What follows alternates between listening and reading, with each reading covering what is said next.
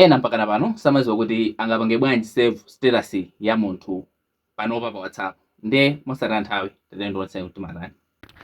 Nde apo chimene chimafunika nchokuti umayamba kaye waipanga view status imene ufuna kuti ukaipange download iyo. Kenako ono timagwiritsa ntchito ma application ino apadera. Koyamba tiyuza kaye share it Insegula.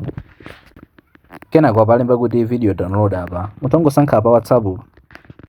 Nde mmene mukuoneramu awa ni ma status amene ndapanga view. Nde ndifuna mwina ndi download iyi nde ndingopanga apa.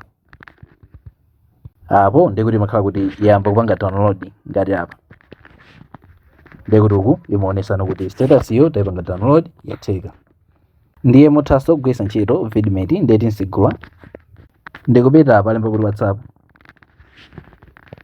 Nde apa mmene mukuoneramu ndikuti ma status aja ukoso wabwera chimozimozi. Ndekuti kupanga download iso kupanga kwake nkosavuta kungoyerekeza ngati apa ndikuti panga click. Basi ikatero ndikuti imakhala kuti ya download. Ndi ili apapa ndikuti taukayipeza kulikonse kumene tikufuna. Kaya ndikugawa ndikuti mapezeka. Basi kupanga kwake ndikumeneko. Ngati mufuna kuti ma videos ngati amene wawa asamakuphonyeni osayiwala kupanga follow. Tiyeni tionanso video tsatira.